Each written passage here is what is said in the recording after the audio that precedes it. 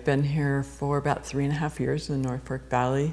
I call myself a transition guide because everything that I do is about assisting people who are in transitions. And a lot of the personal transitions that people experience, of course, are job changes and career changes and family changes, divorce, death, marriage.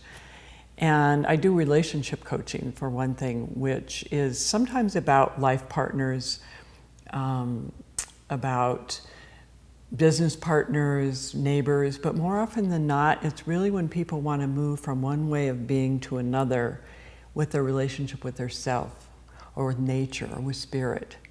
And I officiate weddings, which of course is a real happy thing. That's fun because everybody's happy at weddings, and that's a huge transition. And I like to work with couples before they get married, but more often than not, by the time they call the officiant, it doesn't matter what's going to happen between now and the wedding, they're going to do it. So, and I also work with people who are transitioning out. I help people of all ages do living wills, and I educate people on green burials and home funerals and assist with home funerals. What's really sweet, though, is being with people who are dying, or who are grieving because the ego's out of the way, and they're just so present and raw, and that brings me to that place, and it's such an honor to be with people who are experiencing that. And I teach compassionate communication, which again is when people are ready to really recognize the benefit of clear, direct, honest communication in their lives, and they don't quite know how to get there. And what's probably closest to my heart is vision quests. I really adore taking people out into nature, and people are definitely drawn to that when there's a big transition in their life. They don't always know it ahead of time when they sign up, but the whole Vision Quest or Wilderness Rites of Passage, 9 or 11 days you're out there, is a ceremony, and it's about really listening to the land for guidance and being able to make that transition of letting go of a way of life or an aspect of themselves and asking, what am I moving into? What's the next step? And that's a very powerful ceremony.